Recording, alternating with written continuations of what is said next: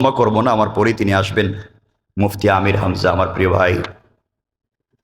খুব বেশি কথা নয়, উপস্থিত হযরত বুজুর্গ উলামায়ে কেরাম, মুরব্বিয়ান আযম, পর্দার অন্তরালে অবস্থানরত আমার সম্মানিত শ্রদ্ধেয় মা ও বোনেরা, বিশেষ করে আগামী দিনের জাতির দিকপাল, ভবিষ্যৎ জীবনের জাতির কান্ডারি, যুগে যুগে যারা আল্লাহর জমিনে আল্লাহর দ্বীন কায়েমের আন্দোলন করতে গিয়ে বুকের পবিত্র তাজা রক্ত ঢেলে আল্লাহর জমিনে আল্লাহর দ্বীন কায়েম করেছে, ইসলামী আন্দোলন করে ইসলাম নামক বৃক্ষকে আল্লাহর জমিনে প্রতিষ্ঠা করবার আমরণ সংগ্রাম চালিয়ে যাচ্ছে।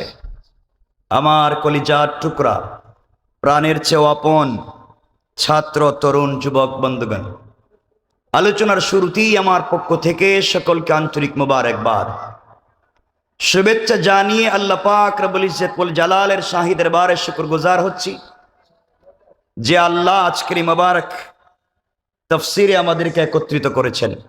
সবটুকুন ভালোবাসা, আবেগ, শ্রদ্ধাকে উজাড় করে শুকরগুজার হচ্ছি। সকলে পড়ছি আলহামদুলিল্লাহ।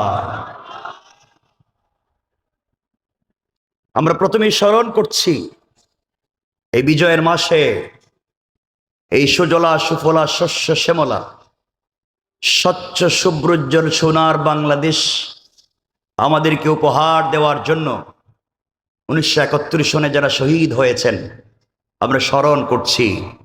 যারা বিকলাঙ্গ হয়ে, গাজী হয়ে আজও বেঁচে আছেন, তাদের হায়াতের কল্যাণ কামনা করছি।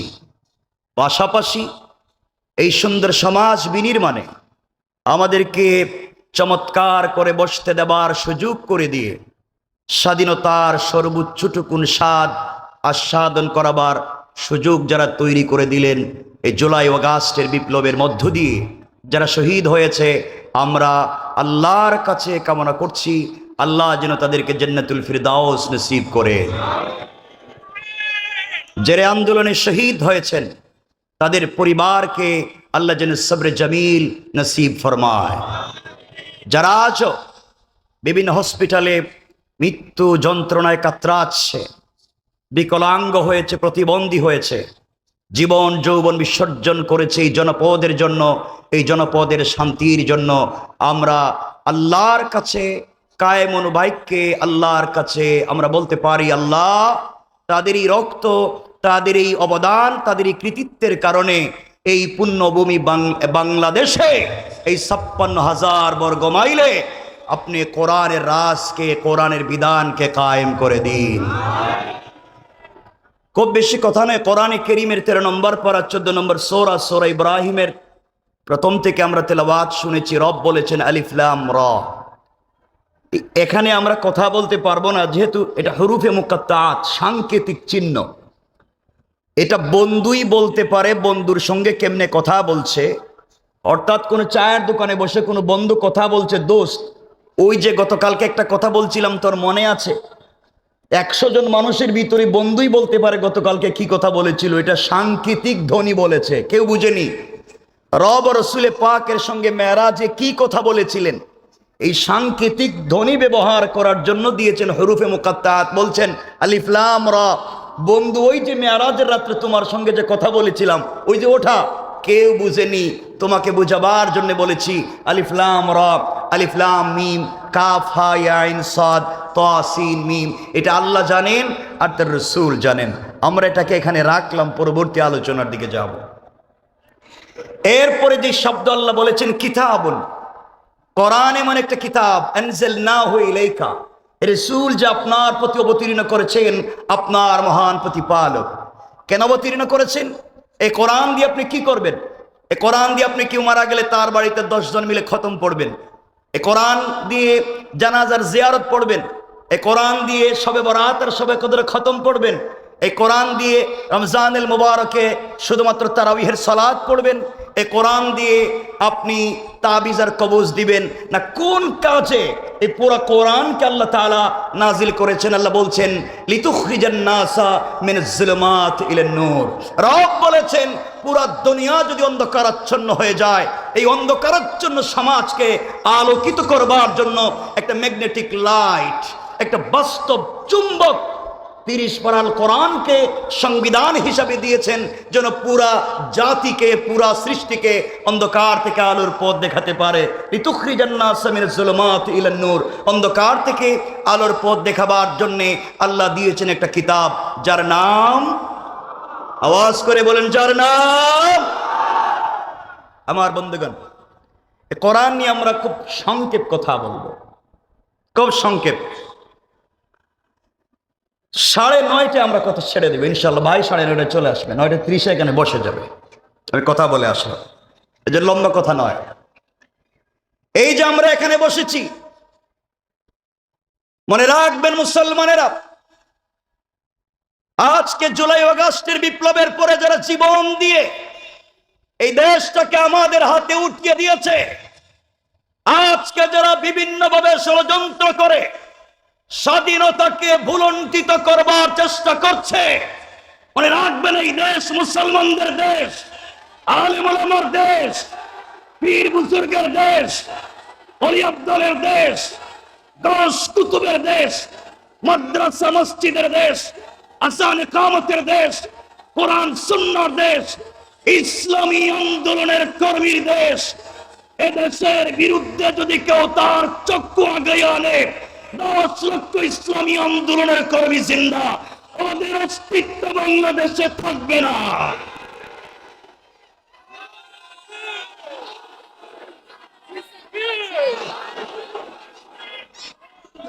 মনে রাখবেন মুসলমানেরা, সোনা মুসলমানেরা,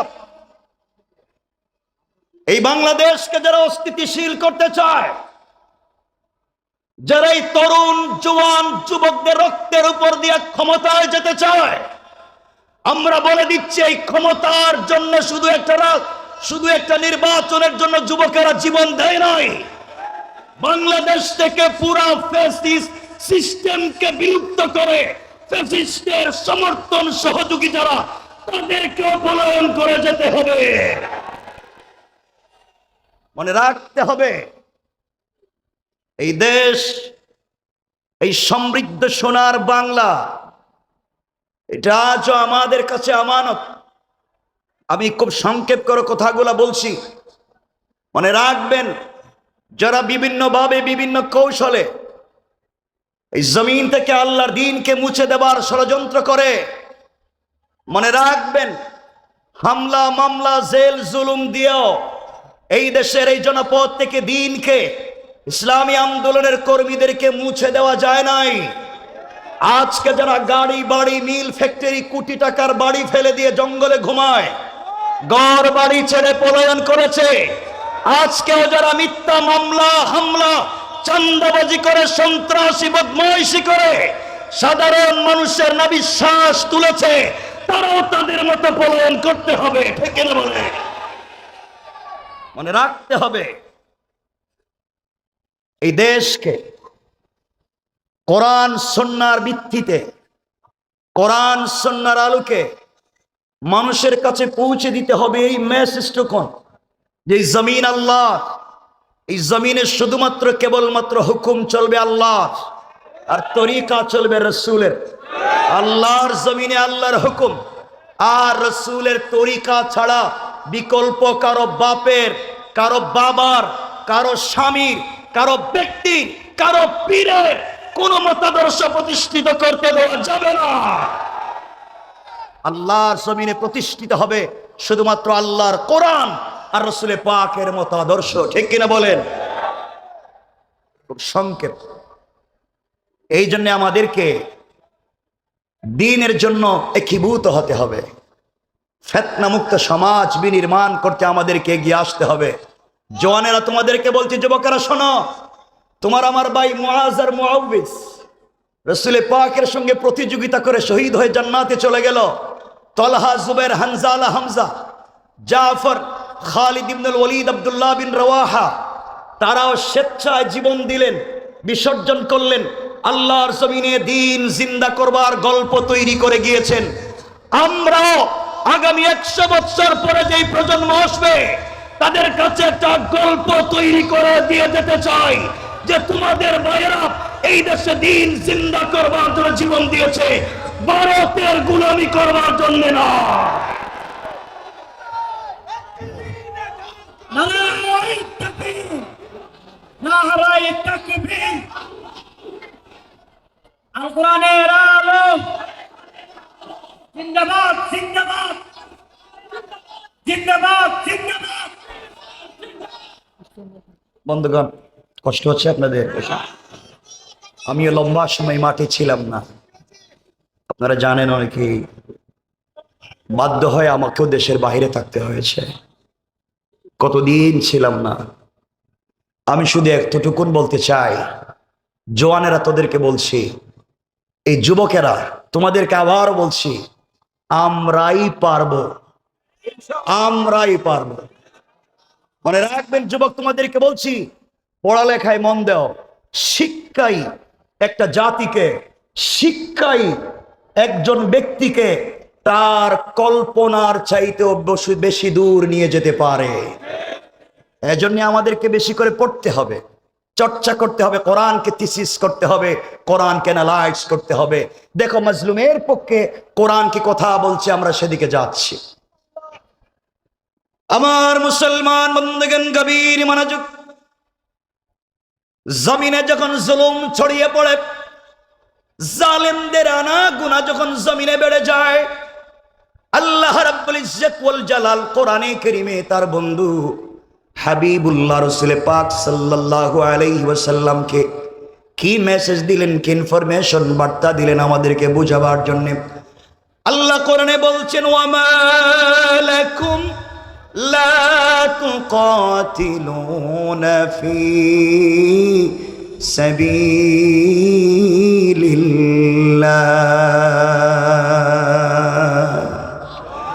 আল্লাহ রাব্বুল ইজ্জত ওয়াল জালাল বলছেন, মুসলমানেরা তোমাদের কি হয়েছে? আল্লাহ বলেন, তোমাদের কি হয়েছে? তোমরা কেন যুদ্ধ করো না?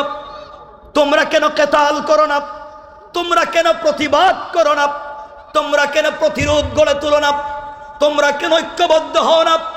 ওই সমস্ত মানুষের পক্ষে যারা বলে, ওয়াল মুস্তাযআফিনা মিনার রিজালি ওয়ান নিসাই ওয়াল উইলদান। যেই দেশের বৃদ্ধ বৃদ্ধা, যেই দেশের নারী, যেই দেশের ছোট ছোট বাচ্চারা জালেমের শিকার হয়, জুলুমের শিকার হয়, জালেমের জুলমে আক্রান্ত হয়, আল্লাহর কাছে চিৎকার করে বলছে, যেই দেশের মাজলুমেরা, যেই দেশের বৃদ্ধ বৃদ্ধারা, যেই দেশের ছোট ছোট বাচ্চারা আল্লাহর কাছে ডাক দিয়ে বলছে, আল্লাহ আল্লাযীনা ইয়াকুলুনা রব্বানা আখরিজনা মিন হাযিহিল কারয়াতিজ যালিমি আহলুহা। হে আমাদের রব, রব্বানা, হে আমাদের পালন কর্তা, আখরিজনা, আমাদেরকে বের করে নিয়ে আসো, মিন হাযিহিল কারয়াতিজ যালিমি আহলুহা, যে এলাকার মানুষ জালেম, যেই শহরের মানুষ জালেম, যেই জনপদের মানুষ জালেম, চৌকিদারের টেবিল থেকে নিয়ে পার্লামেন্ট পর্যন্ত জালেমেরা ভরে যায়, যেখানে চৌকিদারের টেবিল থেকে নিয়ে প্রাইম মিনিস্টারের টেবিল পর্যন্ত জুলমে ভরা, দুর্নীতিতে ভরা। আয় আল্লাহ, এই দেশে আমরা কোরআনের কথা বলতে পারি না। আয় আল্লাহ, আমরা তোমার দ্বীনের আওয়াজ বুলন্দ করতে পারি না। আয় আল্লাহ তাআলা, তোমার রাসূলের তরিকার কথা সমাজে বলতে পারি না। আমাদেরকে নির্যাতন করা হয়, আমাদেরকে গুম করে ফেলে দেওয়া হয়, দুনিয়ার জমিন থেকে আমাদেরকে তুলে দেওয়া হয়। আয় আল্লাহ তাআলা, আমাদের বাচ্চাদেরকে কিডন্যাপ করা হয়, আমাদের সন্তানদেরকে গুলি করে প্রতিবন্ধী বানিয়ে দেওয়া হয়। আয় আল্লাহ, ওই দেশে থাকতে পারবো না, আমাদেরকে ওখান থেকে নিয়ে যাও। আর জালেমের রাজ্যে আমাদেরকে যদি মাজলুম বানিয়ে তুমি রাখতে হয়, তোমার কাছে দুই জিনিস চাইলাম। এক নাম্বার, ওয়াজআল লানা মিন লাদুনকা ওয়ালিয়া। আয় আল্লাহ তাআলা, জালেমের রাজ্যে তুমি যদি আমাদেরকে রাখতে হয়, জালেমের গ্রামে তুমি যদি আমাদেরকে রাখতে হয়, আয় আল্লাহ এভাবে ঠেলে দিও না। ওয়াজআল লানা মিন লাদুনকা ওয়ালিয়া, আমাদের জন্য একজন লিডারের ব্যবস্থা করে দেও, আমাদের জন্য একজন নেতার ব্যবস্থা করে দেও, যেই নেতার নেতৃত্বে আমরা আন্দোলন করে জীবন যৌবন বিসর্জন করে ওই নেতাকে সামনে রেখে আল্লাহর রাসূলের মতো তার সাহাবায়ে কেরাম যেভাবে তার হাতে হাতে হাত রেখে জিহাদের বায়াত নিয়েছে, আমরাও ওই নেতার নেতৃত্বে আন্দোলন করে বাংলাদেশ নামক রাষ্ট্রটাকে দ্বীন কায়েমের জায়গা তৈরি করতে চাই। আয় আল্লাহ তাআলা, শুধুমাত্র নেতা দিলেই হবে না।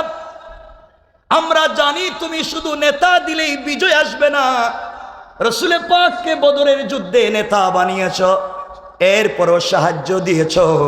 আয় আল্লাহ, আমরা না তোমাকে বিশ্বাস করি শুধু নেতার মাধ্যমেই জমিনে দ্বীন জিন্দা হবে না, তোমার সাহায্য লাগবে। এরপরের শব্দে বললাম ওয়াজআল লানা মিন লাদুনকা নাসীরা। আয় আল্লাহ, শুধু নেতা দিলে হবে না, সাহায্যের প্রয়োজন আছে। তুমি আমাদেরকে সাহায্য দান করো। আমরা বলতে পারি আল্লাহ তুমি আমাদের জন্য অমরের মতো একজন নেতা বানাইয়া দাও, যার হাতে হাত রেখে আমরা বায়াত নিতে পারি। আমাদের কেমন ভাবে সাহায্য নাজিল করো। রাসূল পাক যেভাবে মক্কা থেকে হিজরত করে মদিনায় যাওয়ার পথে পুরা দুনিয়ার কাফেররা তাকে মারতে চাইলো, তুমি তাকে সাহায্য করে হেফাজত করে দিয়েছ। আমাদেরকেও তুমি সাহায্য করো। আমরাও কথা দিলাম আমাদের শরীরে এক ফোঁটা তাজা রক্ত থাকতেও তোমার দিনকে বাংলাদেশে বুলন্ডিত হতে আমরা দিতে পারি না, ঠিক কিনা? আমার বন্ধুগণ কথা বুঝবেন। মুসলমানরা আল্লাহর কাছে বলছে আল্লাহ আমরা তো জুলমের শিকার, তুমি কি আমাদেরকে একজন লিডার দিবা না? তুমি কি আমাদেরকে সাহায্য করবা না? আমরা এই জনপদে দিন জিন্দা করতে চাই। আল্লাহ জবাব দিচ্ছেন, আল্লাহ কথা শুনছেন। এই যে এখানে 1 মিনিট আপনাদেরকে একটা কথা বলার জন্য বলছি। আমি যে বললাম যে রব বলেছেন হাসবি আল্লাহ, তোমরা আমাকে যথেষ্ট মনে করো। পুরা দুনিয়া এই মাঠে যারা আছে সবাই তোমার বিরুদ্ধে বন্দুক হাতে নিয়ে অস্ত্র হাতে নিয়ে দাঁড়িয়ে আছে তোমাকে মেরে ফেলবার জন্য। ও জওয়ান রব তোমাকে বলছে গোলাম শোনো, পুরা দুনিয়া যদি তোমার বিরুদ্ধে দাঁড়িয়ে যায়, তুমি আমি আল্লাহকে যথেষ্ট মনে করে তুমি দাঁড়িয়ে যাও। পুরা দুনিয়া তোমার বিরুদ্ধে দাঁড়িয়ে গেলেও, কেউ না থাকলেও আমি রব আছি। তোমার কথা কেউ না শুনলেও শুনবেন। আওয়াজ করে বলেন কে? ওই কেমনে আমরা 1 মিনিট ওই কথাটা শেষ করে মূল আলোচনাকে সংক্ষেপ করব। ঘটনা বলছিলাম। আমার মুসলমান বন্ধুগণ গভীর মনোযোগ। আল্লাহর রাসূল যেদিন হিজরত করে মক্কা থেকে মদিনায় যাবেন, হিজরতের ঘটনা বলছি না, শুধু 1 মিনিট শোনেন। গভীর রজনীতে জিবরিল আমিন হাজির হয়ে গেলেন, ডাক দিয়ে বলছেন ইয়া রাসূলুল্লাহ, ইয়া হাবিবাল্লাহ, পয়গম্বরে আরবি আপনি ঘুম থেকে উঠে যান। আল্লাহর রাসূল ঘুম থেকে উঠে গেলেন, ওযু করলেন, 2 রাকাত সালাত পড়লেন। জিবরিল আমিন বলছেন ইয়া রাসূলুল্লাহ, আল্লাহ তাআলা আপনাকে হিজরতের কথা বলেছেন ইয়াসরিবের দিকে, খেজুর বাগানের দিকে, মদিনার দিকে। আল্লাহর রাসূল তৈরি হয়ে গেলেন, নিজের বিছানায় নিজের চাচাতো ভাই হযরত আলীকে শুইয়ে দিলেন, মানুষের আমানত তার কাছে পৌঁছে দিলেন। রাত্রবেলা নিজে মক্কা ছেড়ে মদিনায় চলে যাবেন, দরজার কাছাকাছি পৌঁছে গিয়েছেন, দরজা খুলে বের হয়ে যাবেন। হঠাৎ আমার নবীর কানে আওয়াজ এসেছে, পুরো দুনিয়ার কাফেরেরা আল্লাহর রাসূলের বাড়ির চতুর্দিককে বেষ্টন করে দিয়েছে। রাসূল ঘর থেকে বের হলে মেরে ফেলবে। অত্যাধুনিক অস্ত্র নিয়ে, যুদ্ধর অস্ত্র নিয়ে সব নিয়ে দাঁড়িয়ে আছে, আল্লাহর রাসূলকে মেরে ফেলবে। আল্লাহ বললেন বন্ধুরে তুমি ঘর থেকে বের হয়ে চলে আসো। আল্লাহর রাসূল বলছেন আল্লাহ তাআলা আপনি আমাকে বললেন হিজরত করে মক্কা থেকে মদিনায় চলে যাওয়ার জন্য, বাড়ির চতুর্দিকে কাফেরেরা দাঁড়িয়ে আছে, বের হয়ে গেলে তো আমাকে মেরে ফেলবে। আল্লাহ বলছেন বন্ধু আমার, তুমি শুধুমাত্র চলার প্রতি আমাকে যথেষ্ট মনে করে আমার কোরআন থেকে তেলাওয়াত করে ঘর থেকে বের হয়ে যাওয়ার দায়িত্ব তোমার। আর পুরা কাফেরদের সামনে তোমাকে হেফাজতের জিম্মাদার স্বয়ং আমি আল্লাহ। আল্লাহ রাসূল দরজায় পৌঁছে গেলেন, দরজায় হাত দিয়েছেন, দরওয়াজা খুলবেন, এমন সময় আল্লাহকে ডাক দিয়ে বলছেন, আল্লাহ আমি জানি আপনি আমাকে বাঁচাবেন, এতে কোনো সন্দেহ নাই, আপনি আমাকে হেফাজত করবেন, এতে সন্দেহ নাই। ওয়ালাকিন লিয়াতমাইন্না কলবি, কিন্তু অন্তরে প্রশান্তি পাই না। আল্লাহ তুমি যদি আত্মরক্ষা করবার জন্য কিছু আমাকে দিতা, তাহলে আমার পরবর্তী উম্মতেরা শিক্ষা নিতে পারত, বিপদের সম্মুখীন হলে আত্মরক্ষা করা যায়। কিন্তু যারা অস্ত্র নিয়ে সন্ত্রাসী করে তাদেরকে কেউ সন্ত্রাসী বলে না। মুসলমান ছাত্ররা হাতে যদি একটা লাঠিও নেয় আত্মরক্ষা করার জন্যে, ওই মুসলমান সন্তানদেরকে যারা জঙ্গি সন্ত্রাসী বানায় তারা হলো এই জমানার পিতৃ পরিচয়হীন হারামজাদা।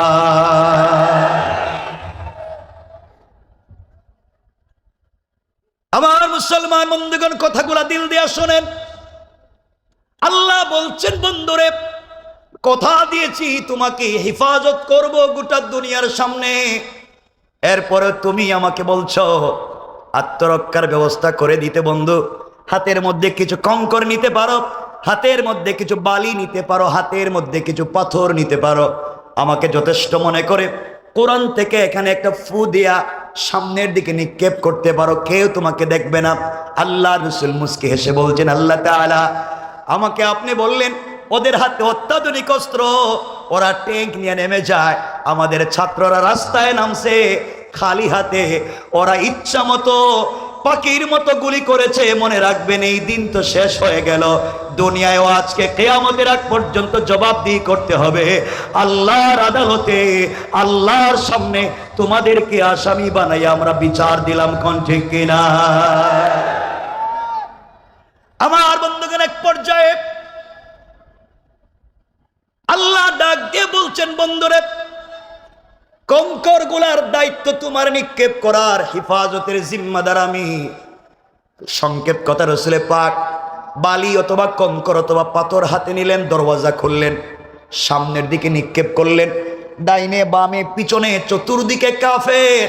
আল্লাহ রসুল সামনের দিকে নিক্ষেপ করলেন, তাকায়া দেখেন চতুর্দিকের কাফেরদের চোখে চোখে পৌঁছে গিয়েছে।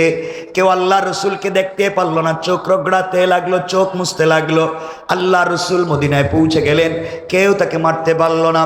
একদিন সুযোগ বুঝে আল্লাহ বলছেন, বন্ধুরে ওই দিন তুমি কেমনে মক্কা থেকে মদিনায় গিয়েছো, গোটা দুনিয়ার কাফেরেরা তোমার ঘরকে বেষ্টন করেছিল তোমাকে মেরে ফেলবার জন্যে, কিন্তু সবার চোখের সামনে চলে গেলাম, কেউ তোমাকে দেখলো না, অত্যাধুনিক অস্ত্র থাকবার পরেও কেউ তোমাকে মারতে পারলো না। কারণ কি? আল্লাহ রসুল বলছেন, আল্লাহ আমি তো জানি না, আমি তো তোমাকে যথেষ্ট মনে করে আত্মরক্ষা করবার জন্য শুধু সামনের দিকে পাথর মারলাম, তাকাইয়া দেখি পাথর পিছনেও চলে গেছে, ডাইনে বামে আমি তো কোনো দিকে দেই নাই, কেমনে গেল আমি তো বলতে পারবো না। আমার আল্লাহ জবাব দিলেন, বন্ধু শোনা, ওয়ামা رميت إذ رميت ولكن الله رمى। আল্লাহ বলছেন, বন্ধুরে তুমি যখন আমার উপরে ভরসা করে সামনের দিকে পাথরগুলো নিক্ষেপ করেছিলা, ওটা তোমার হাত থাকে নাই, ওটা আমি আল্লাহর কুদরতের হাত হয়ে গিয়েছে, আর আমার হাত দিয়া সকল কাফেরদের চোখে চোখে পৌঁছে দিয়েছি। আল্লাহু আকবার। আল্লাহ পাক বলছেন, তোমরা আমার উপরে ভরসা করো। আমরা ভরসা করব কার উপরে? আওয়াজ করে বলেন, কার উপরে? একথা যদি বিশ্বাস থাকে, যুবকেরা খুব বেশি কথা বলছি না, একথার যদি বিশ্বাস থাকে তাহলে তোমাদেরকে বলছি, যারা এই দেশকে আবার অস্থিতিশীল করতে চায়, যারা বাংলাদেশের মানুষকে ভারতে চিকিৎসা দিতে বলছে, আমরা দিতে পারবো না, আমরা চিকিৎসা দিতে পারবো না, আমরা তাদেরকে আমাদের দেশে আসতে দিব না, বাংলাদেশের কনসুলেটকে জ্বালিয়ে দিবে, আঘাত করবে। আমরা মনে করছি মুসলমানেরা, শোনো, আমরা গরুর প্রস্রাব খাই না, আমরা দুধ পান করে বড় হয়েছি, আমরা সমৃদ্ধশালী জাতি, আমাদের বিরুদ্ধে যদি কেউ দাঁড়িয়ে যায় তাদের অস্তিত্বই সমাজে থাকবে না, থাকবে না, ঠিক কিনা বলে?